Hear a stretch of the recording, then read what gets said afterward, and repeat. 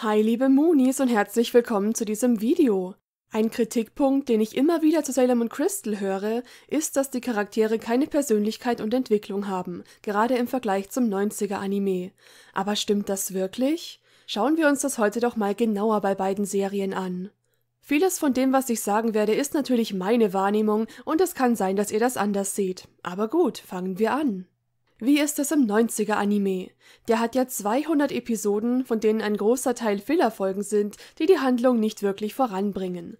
Das bedeutet natürlich, wir verbringen viel Zeit mit den Charakteren und begleiten sie in ihrem Alltag.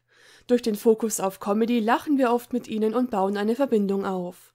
Crystal hingegen hat deutlich weniger Folgen. Filler gibt es quasi nicht und alles fokussiert sich mehr auf den Sailor-Kriegerinnen-Aspekt als auf den Alltag der Mädels. Dadurch, dass die Story so schnell voranschreitet, hatten viele das Gefühl, die Charaktere gar nicht richtig kennengelernt zu haben. Das verstehe ich auch und ich stimme zu, dass ein langsameres Pacing und mehr Fokus auf die Figuren besser gewesen wäre.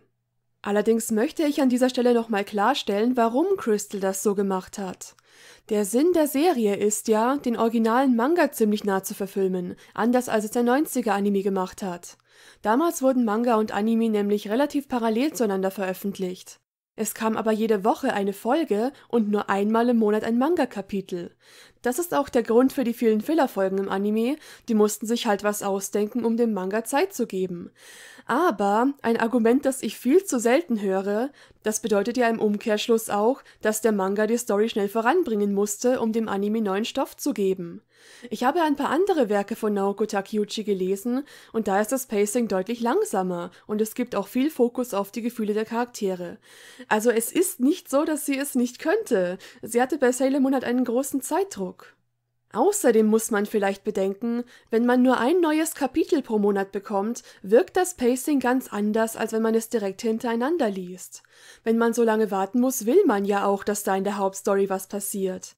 Und die Crystal-Folgen kamen ja auch erst zweiwöchig und dann dreiwöchig.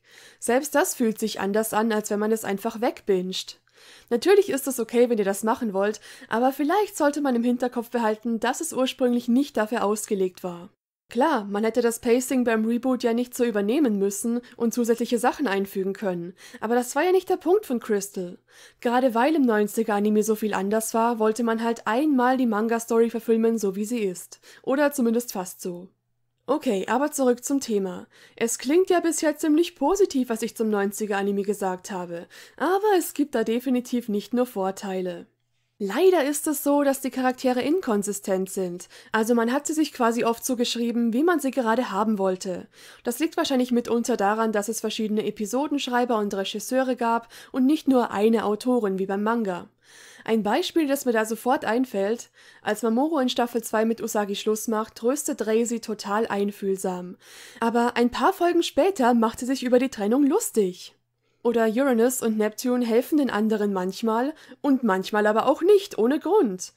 Oder in manchen Folgen kann Usagi Saya nicht ausstehen, in anderen scheint sie doch ein bisschen Gefühle für ihn zu haben, in manchen unterstellt sie ihm sexuelle Hintergedanken, in anderen checkt sie noch nicht mal, dass er überhaupt romantisch an ihr interessiert ist. Und solche Sachen gibt's halt zuhauf, da könnte ich noch viel aufzählen. Und gerade weil die Serie sehr auf Comedy ausgelegt ist, sind die Charaktere auch etwas übertrieben.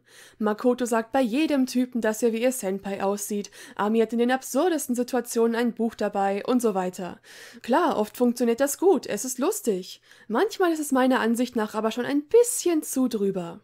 Ein weiteres Problem damit: Durch die vielen Folgen muss man die Comedy und das Drama über einen langen Zeitraum aufrechterhalten. Das bedeutet leider, dass Charaktere ihre Entwicklung oft nicht behalten dürfen oder zwischendurch vergessen. Usagis Streitereien mit Chibiusa hören nie wirklich auf, obwohl man meinen müsste, dass es mittlerweile keinen Grund mehr dafür gibt. Aber sonst wäre es ja langweilig. Die Outer Senshi dürfen nie wirklich zum Sailor-Team gehören und müssen fast immer ihr eigenes Ding machen. Wir brauchen ja mehr Drama. Man müsste meinen, sie haben in Staffel 3 gelernt, mit den anderen zusammenzuarbeiten und Usagi zu vertrauen, aber nö, sie kommen in Staffel 5 nur, um mit den Starlights zu streiten und verbieten Usagi, sich mit denen zu treffen. Und selbst im Serienfinale ziehen sie wieder allein los. Es tut den Charakteren einfach nicht gut, dass man solche Dramaplots so lange aufrechterhält. Ein weiteres Beispiel dafür: Pegasus sagt bis kurz vor Ende von Staffel 4 nicht, wer er ist und was er weiß, obwohl es eigentlich keinen Grund gibt. Das lässt ihn nicht vertrauenswürdig und sogar manipulativ erscheinen, weil er verlangt, dass Chibiusa ihm blind vertraut, obwohl er ihr gar nichts sagt. Und das war bestimmt nicht die Intention hinter dem Charakter. Oder auch, dass die Starlights ewig nicht sagen, was eigentlich Phase ist und dass sie keine Feinde sind. Sowas sorgt halt dafür, dass es zwar Drama gibt, aber dass die Charaktere dafür teilweise unsympathisch erscheinen. Aber gut, wie ist es denn nun in Crystal? Die Charaktere sind weniger übertrieben und realistischer, weil es ja auch eine ernstere Story ist. Sie wirken konsistenter und man hat nicht das Problem, dass man Comedy oder Drama lange aufrechterhalten muss, da sowieso alles sehr schnell geht. Das führt dazu, dass ich persönlich viele Charaktere in Crystal angenehmer finde. Chibiusa nervt deutlich weniger, Rei streitet nicht mit Usagi, die Outer Senshi haben nach Staffel 3 ihre Lektion gelernt, Pegasus rückt schneller mit den Infos raus und das Starlights-Drama hält sich auch sehr in Grenzen. Klar, jetzt werden Leute sagen, dass es ja dann langweilig ist, aber das finde ich eigentlich nicht. Der Fokus liegt halt mehr auf der Hauptstory und da gibt es genug Konflikte. Da muss man mit den Charakteren nicht noch zusätzliche erzeugen. Ich verstehe, warum man das im 90er-Anime gemacht hat, aber die Manga-Story braucht das nicht.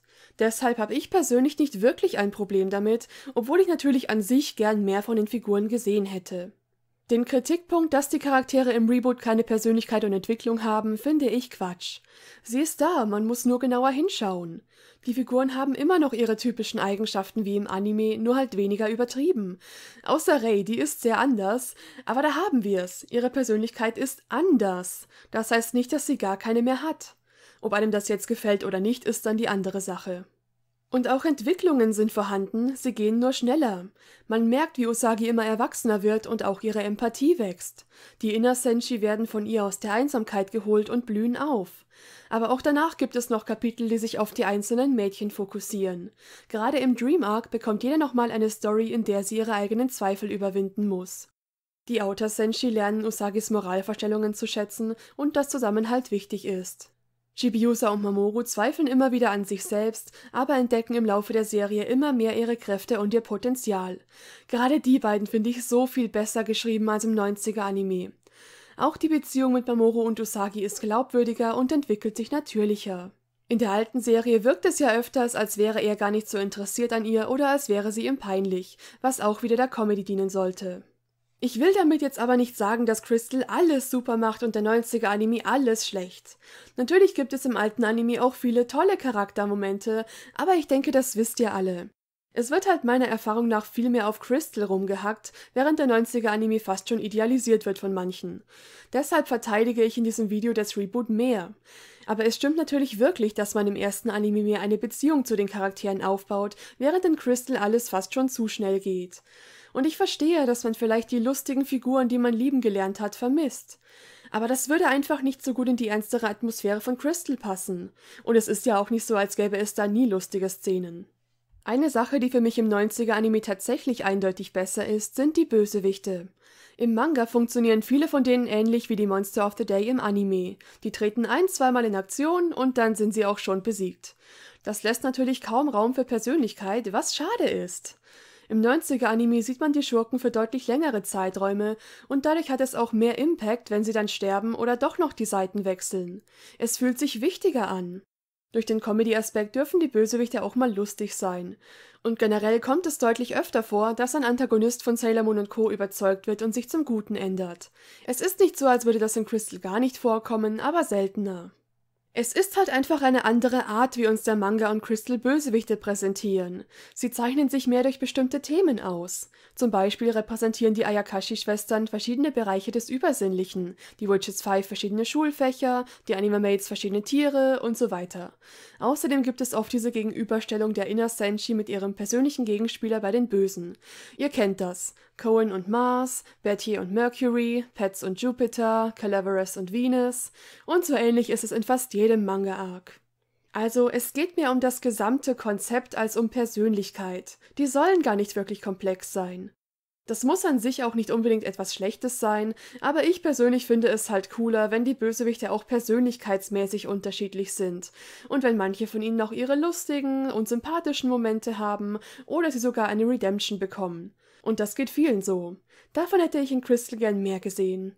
So, hier kommt mein Fazit. Welche Überraschung, sowohl der 90er-Anime als auch Sailor Moon Crystal haben ihre Stärken und Schwächen, was die Figuren angeht.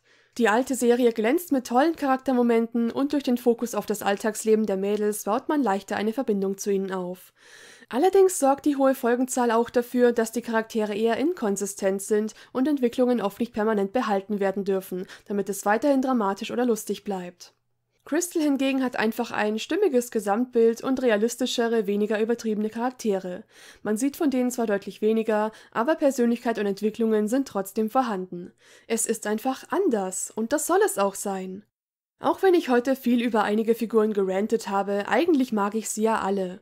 Und wenn mich ein Charakter in einer Sailor Moon Version nervt, dann mag ich ihn wahrscheinlich dafür in einer anderen.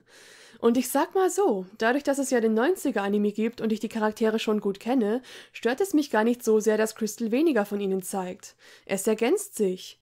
Das Reboot nimmt den Fans ja nichts weg und ersetzt auch nichts. Es kommt einfach nur was dazu. Ich liebe ja das Zitat, das Sailor Moon Franchise ist wie ein Puzzle. Was die eine Version an Schwächen hat, gleicht eine andere aus. Das gilt auch für die Figuren, wie man sieht. Aber ein bisschen schade ist es schon. Gäbe es doch nur eine Adaption mit gutem Pacing und super geschriebenen Charakteren. Am I a joke to you?